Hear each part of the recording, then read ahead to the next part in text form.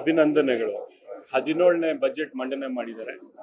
ರಾಜ್ಯದ ಜನರಿಗೆ, ನಮ್ಮ ರಾಜ್ಯಕ್ಕೆ ಪ್ರಗತಿಪರವಾದಂಥ, ಪ್ರಗತಿಯ ಹಾದಿಯನ್ನು ಸುಲಭ ಮಾಡುವಂತಹ ಬಜೆಟ್ ಅನ್ನು ಮಂಡನೆ ಮಾಡಿದ್ದಾರೆ. ಈ ಬಜೆಟಿನ ವಿಶ್ಲೇಷಣೆ ನಾನು 4-5 ಪಾಯಿಂಟ್ ಅಲ್ಲಿ ಬಹಳ ಸರಳವಾಗಿ ಮಾಡಕ್ಕೆ ಇಚ್ಛೆ ಪಡ್ತೇನೆ. ನಮ್ಮ ಗ್ಯಾರಂಟಿ ಸ್ಕೀಮ್ಸ್ ಎಲ್ಲವನ್ನು ಸಿದ್ದರಾಮಯ್ಯನವರು ಈ ಬಜೆಟಿನ ಮುಖಾಂತರ ಅದನ್ನು ಕಂಟಿನ್ಯೂ ಮಾಡ್ಕೊಂಡಿದ್ದಾರೆ.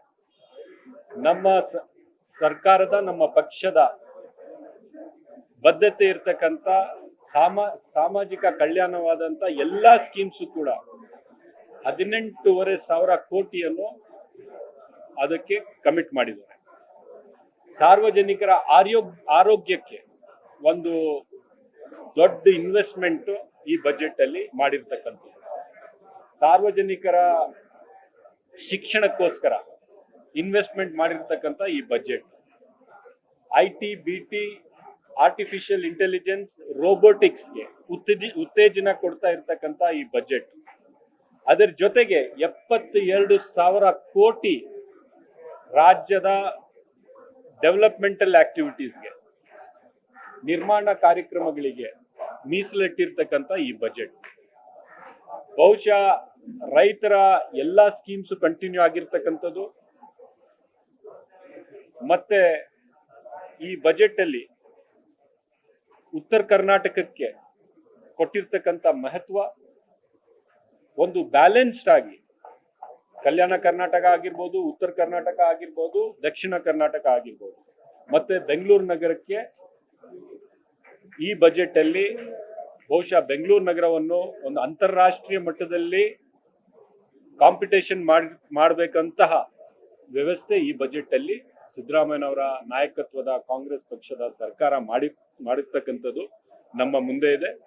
ಬಹುಶಃ ಬಿಜೆಪಿಯ ನನ್ನ ಸ್ನೇಹಿತರು ಏನೇನ್ ಹೇಳಿದ್ರು ಮಾಡಕ್ ಆಗಲ್ಲ ಅಂತ, ಅದೆಲ್ಲ ಈ ಬಜೆಟಿನ ಮುಖಾಂತರ ಸಿದ್ದರಾಮಯ್ಯನವರು ಮಂಡನೆ ಮಾಡಿದ್ದಾರೆ. ಬೆಂಗಳೂರಿನ ಅಂತಾರಾಷ್ಟ್ರೀಯ ಮಟ್ಟ ಅಂತೀರಾ, ಆದ್ರೆ ಬೆಂಗಳೂರಿಗೆ ವಿಶೇಷವಾದಂತಹ ಕೊಡುಗೆಗಳು ಏನಿಲ್ಲ ಮತ್ತು ಬೆಂಗಳೂರಿಗಿರುವಂತಹ ಅನುದಾನವನ್ನ ನಗರಾಭಿವೃದ್ಧಿ ಇಲಾಖೆಗೆ ಜಾಯಿಂಟ್ ಮಾಡಿರೋದು ಎಷ್ಟು ಮಟ್ಟಿಗೆ ಸರಿ ಅಂತ ನೋಡಿ. ಬೆಂಗಳೂರು ನಗರದ ಎಲಿವೇಟೆಡ್ ಕಾರಿಡಾರ್, ಬೆಂಗಳೂರು ನಗರದ ಟನಲ್, ಬೆಂಗಳೂರು ನಗರದ ಪೆರಿಫೆರಿಯಲ್ ರಿಂಗ್ ರೋಡ್, ಬೆಂಗಳೂರು ನಗರದ ಕೆರೆಗಳಿಗೆ ಅನುದಾನ, ಬೆಂಗಳೂರು ನಗರದಲ್ಲಿ ವೈಟ್ ಟಾಪಿಂಗ್ಗೆ ಅನುದಾನ, ಬೆಂಗಳೂರು ನಗರದಲ್ಲಿ ಆರ್ಟಿರಿಯಲ್, ಸಬ್ ಆರ್ಟಿರಿಯಲ್ ರೋಡ್ಗಳಿಗೆ ಅನುದಾನ, ಎಲ್ಲವನ್ನು ಬಹಳ ಸ್ಪಷ್ಟವಾಗಿ ಈ ಬಜೆಟ್ ಬುಕ್ ಅಲ್ಲಿ ಇರ್ತಕ್ಕಂಥದ್ದು ನಾವು ನೋಡ್ತಾ ಇದ್ದೀವಿ.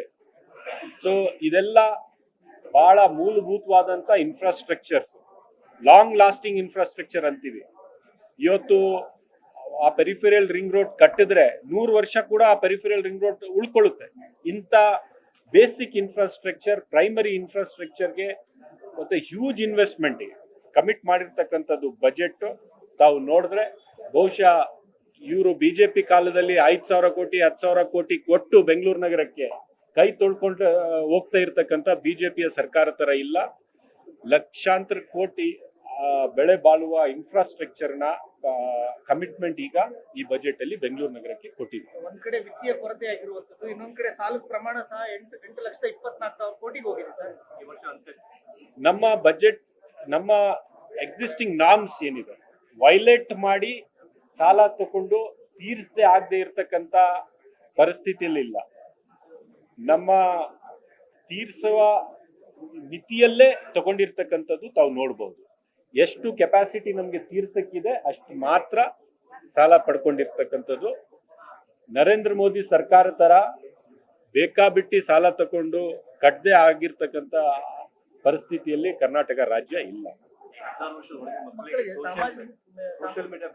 ನೋಡಿ, ನಮ್ಮ ಮನೆಯಲ್ಲಿ, ಎಲ್ಲರ ಮನೆಯಲ್ಲಿ ಪುಟ್ಟ ಮಕ್ಕಳಿರ್ತಕ್ಕಂಥದ್ದು, ಅವರು ಈ ಸಾಮಾಜಿಕ ಜಾಲತಾಣಗಳಲ್ಲಿ ಅವ್ರು ಎಕ್ಸ್ಪೋಸ್ ಆಗಿ ಮಾನಸಿಕ ಮತ್ತೆ ಅವರ ಮಾನಸಿಕ ಪರಿಸ್ಥಿತಿ ಮತ್ತೆ ಅವರಲ್ಲಿ ಇರ್ತಕ್ಕಂಥ ಇಮೋಷನ್ಸ್ ಏನಿದೆಯಲ್ಲ, ಯಾವ ಇನ್ಫಾರ್ಮೇಶನ್ ಅಂತ ಸಣ್ಣ ಮಕ್ಕಳಿಗೆ ಫಿಲ್ಟರ್ ಆಗಿ ಹೋಗ್ಬೇಕಾಗಿತ್ತು, ಆ ಇನ್ಫಾರ್ಮೇಶನ್ಗೆ ಅವರು ಇಷ್ಟು ಮಟ್ಟದಲ್ಲಿ ಎಕ್ಸ್ಪೋಸ್ ಆದ್ರೆ ನಾಳೆ ಅವ್ರ ಬೆಳವಣಿಗೆ, ಮೆಂಟಲ್ ಬೆಳವಣಿಗೆ, ಇಮೋಷನಲ್ ಬೆಳವಣಿಗೆಯಲ್ಲಿ ಕೊರತೆ ಆಗಿರ್ತಕ್ಕಂಥ ಪರಿಸ್ಥಿತಿಗೆ ಈ ಸಮಾಜ ಬಂದಿದೆ.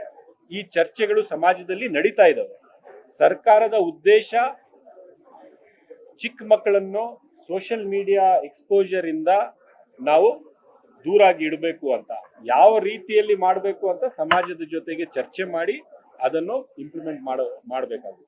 ಮುಸ್ಲಿಂ ಸಮುದಾಯಕ್ಕೆ ಬೇರೆ ಬೇರೆ ಮೂಲಭೂತ ಸೌಕರ್ಯಗಳನ್ನು 100 ಕೋಟಿ ರೂಪಾಯಿ ಮೀಸಲಿಟ್ಟಿದ್ದಾರೆ. ಹ್ಯಾಪಿನೆಸ್ ಸರ್ ನಿಮ್ಮನ್ನ? ಮುಸ್ಲಿಂ ಸಮುದಾಯಕ್ಕೆ ಮಾತ್ರ ಅಲ್ಲ, ಎಲ್ಲ ಅಲ್ಪಸಂಖ್ಯಾತ ಸಮುದಾಯಗಳಿಗೆ, ಕ್ರೈಸ್ತ ಸಮುದಾಯಕ್ಕೆ, ಬೌದ್ಧರಿಗೆ, ಜೈನರಿಗೆ, ಪಾರ್ಸಿಗಳಿಗೆ ಎಲ್ಲರಿಗೂ ಈ ಬಜೆಟ್ ಅಲ್ಲಿ ಮಾನ್ಯತೆ ಸಿಕ್ಕಿದೆ.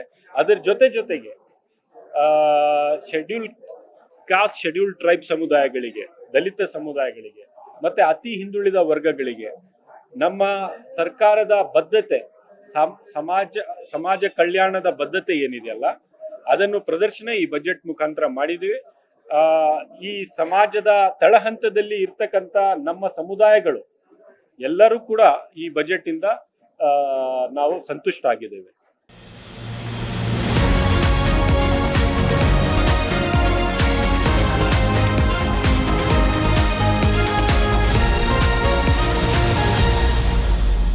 ಫಸ್ಟ್ ವೇವ್ ನ್ಯೂಸ್, ನಿಮ್ಮ ದಾರಿ ನಮ್ಮ ಜವಾಬ್ದಾರಿ.